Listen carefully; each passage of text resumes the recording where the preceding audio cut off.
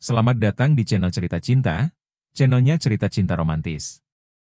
Sebelum lanjut, mohon dukungannya dengan like dan subscribe dulu. Hasrat Nikmat Sugar Daddy, bagian 19.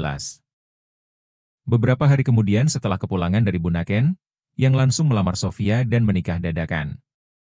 Mobil hitam milik Satria melaju kencang, setelah sebelumnya mengantarkan Dikta ke sekolah pagi itu.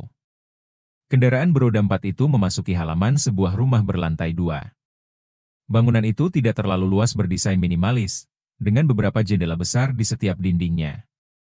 Membuat orang dari luar bisa melihat ke dalam ruangan dengan jelas. Mereka turun dari mobil. Satria meraih tangan Sofia, membimbingnya berjalan ke teras. "Ini rumah siapa?" Sofia bertanya, ketika mereka telah sampai di depan pintu. Satria tak menjawab. Pria itu mengeluarkan kunci dari saku jasnya, memasukkannya ke dalam lubang kunci, memutarnya ke kiri dan pintu pun terbuka. Satria mendorong pintu hingga terbuka lebar. Pria itu menggendikan kepala, mengisyaratkan agar Sofia mengikutinya masuk ke dalam. Perempuan itu mengerutkan dahi. Sofia mengikuti langkah lebar suaminya masuk ke dalam rumah tersebut. "Welcome home," ucap Satria berdiri di tengah ruang tamu, yang terdapat satu set sofa kecil dan beberapa lukisan abstrak. Sofia masih mengerutkan dahi, ia belum mengerti dengan rencana Satra. "Ini rumah kita," ucap Satria merentangkan kedua tangannya.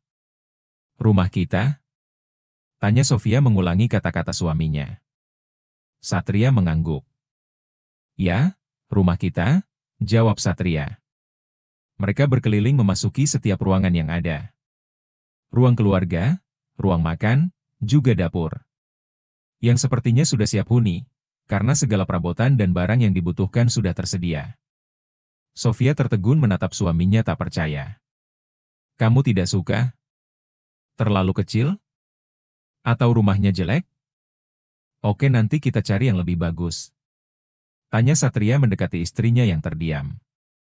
"Aku pikir kamu tidak terlalu suka rumah yang terlalu besar dan mewah. Jadi aku pilih rumah ini," sambung pria itu.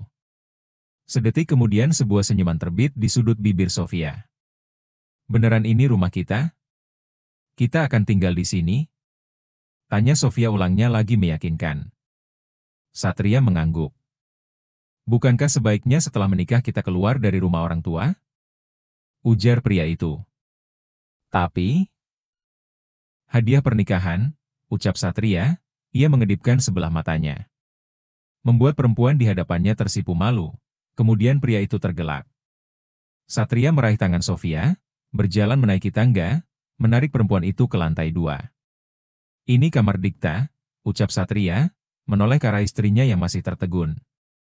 "Mudah-mudahan dia suka." Sofia tersenyum. "Dikta boleh ikut kita?" katanya, merasa ragu. Satria mengerutkan dahi. "Kenapa Dikta tidak boleh ikut kita? Dia kan anak kamu, jadi sekarang dia anakku juga."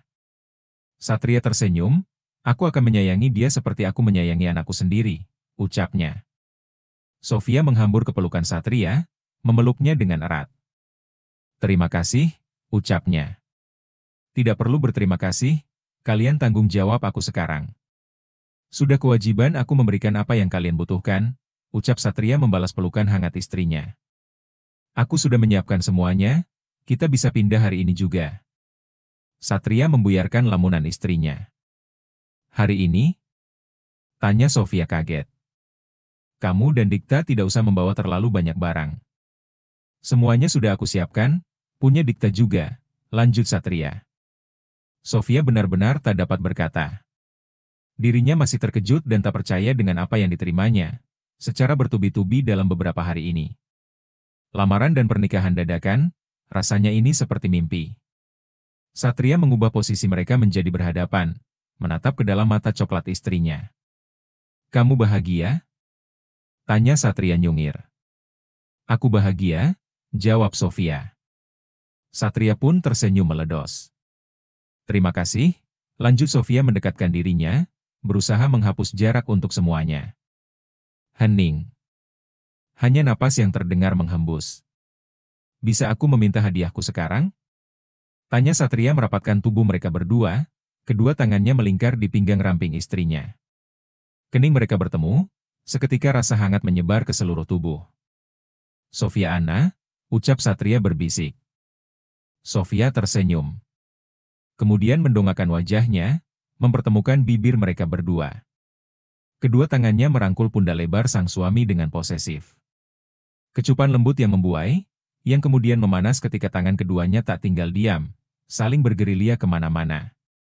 Sekejap kemudian pakaian mereka telah terlepas berserakan di lantai.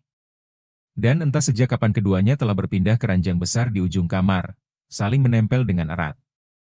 Tak membiarkan satu sama lain menjauh. "Sayang, kita mulai pendakiannya ya," ucap Satria meledos. "Ya," teriakan namaku, sayang. Ujar Satria berbisik di telinga istrinya, ketika mereka berdua melangkah mendaki menuju puncak, bertamasya ke surga dunia yang indah. "Aargreg, via aa." Satria menggeram, disusul Safia tubuhnya mengejang hebat yang juga meneriakkan namanya, "Kak Niko." Rupanya ia telah sampai di puncak kenikmatan, yang begitu indah dan memabukkan. Tiba-tiba suara dering ponsel memekakan telinga. Tangan Sofia merayap mencari asal suara. Ditemukannya ponsel dari dalam saku jas Satria, yang tersampir di ujung ranjang yang masih berdenging. Perempuan itu langsung terbangun begitu saja, ketika melihat nama rumah penelpon di layar. Apa mungkin dari istrinya? Gumam Sofia dalam hati. Sofia menoleh ke sisi kanan, di mana Satria tengah kelelahan. "Sayang," panggil Sofia. Satria membuka mata kemudian menoleh, tanpa Sofia dalam keadaan berantakan. Satria pun tersenyum. Dia beringsut hendak merangkul tubuh istrinya yang hanya dibalut selimut, sama seperti dirinya. Namun Sofia mundur menghindar. "Ada telepon dari rumah," ucap Sofia yang tanpa khawatir. "Telepon?" tanya Satria mengerutkan dahi. Sofia mengangguk. "Rumah siapa?" tanya pria itu lagi. Sofia menunjukkan ponsel yang tak mau berhenti berdering. "Rumah kamu," jawabnya. Satria meraih benda pipi itu, kemudian menggeser tombol hijau di layar. "Ya," jawab Satria, saat benda itu sudah menempel di telinga. Terdengar suara seseorang yang berbicara, tak begitu jelas di telinga Sofia. Namun raut wajah suaminya berubah seketika. Satria memejamkan mata, lalu menghembuskan napasnya kasar. "Ya, sebentar lagi saya pulang," ujar Satria dan percakapan itu diakhiri. Satria melemparkan ponsel ke sisi ranjang. Dia mendongak ke arah Sofia, kemudian menjatuhkan kepalanya di pangkuan istrinya itu. Kedua tangannya memeluk erat pinggang ramping Sofia. "Dari istri kamu?" tanya Sofia memberanikan diri bertanya. Satria terdiam. Sofia mengelus kepala Satria yang rambutnya kini tak sependek biasanya. "Lara masuk rumah sakit," ujar Satria bergumam. "Apa?" Sofia terkejut. "Apa dia sakit?" tanya perempuan itu lagi, mencoba mengangkat kepala Satria, agar dia bisa melihat wajah suaminya. "Aku belum tahu. Tadi pagi dia pingsan, pegawai di rumah membawa dia ke rumah sakit. Dan siang ini dia belum sadar," ucap Satria sendu. Satria kembali menelusupkan kepalanya di pangkuan Sofia. "Kamu harus pulang?" tanya Sofia. Satria terdiam, menikmati belayan di kepalanya. "Pulanglah, dia sedang sangat membutuhkan kamu sekarang," kata Sofia lagi.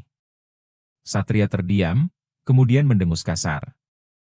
"Ayo kita mandi," ajak Sofia mendorong tubuh suaminya agar bangun dari tempat tidur. "Lagi pula ini sudah siang, aku juga harus menjemput Dikta di sekolah." Ucap Sofia bangkit menuju kamar mandi. Setelah selesai mandi, Sofia menjemput Dikta ke sekolah. Sementara Satria langsung menuju Jakarta. Beberapa jam kemudian, Satria tiba di Jakarta pada sore hari.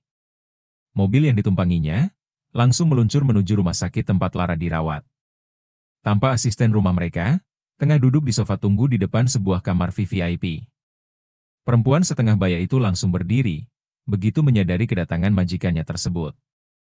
"Ibu sudah sadar?" tanya Satria. "Sudah Pak, tadi," jawabnya mengangguk. Satria langsung memasuki ruang di mana Lara tengah dirawat. dan mendapati istri pertamanya itu tengah duduk bersandar di kepala ranjang. Satria? Lara bangkit mengulurkan tangan ke arah suaminya. Satria menyambut uluran tangan itu, setelah dia berada dekat dengan Lara. Istrinya itu segera menghambur ke pelukannya. "Kamu kenapa?" tanya Satria membelai punggung Lara dengan lembut. "Aku tidak tahu, tadi aku pusing lalu aku pingsan." "Tahu-tahu sudah di sini," jawab Lara dengan kepala yang masih tersuruk di dada suaminya. Satria menghela nafasnya dalam. Pintu terbuka dari luar. Tampak seorang dokter perempuan, ditemani seorang perawat yang membawa sebuah amplop. "Kamu datang juga akhirnya," ucap dokter itu dengan nada ketus.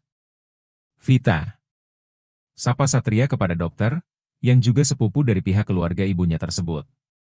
Satria melepas pelukannya dengan Lara. Gumam dokter itu dengan nada tidak suka.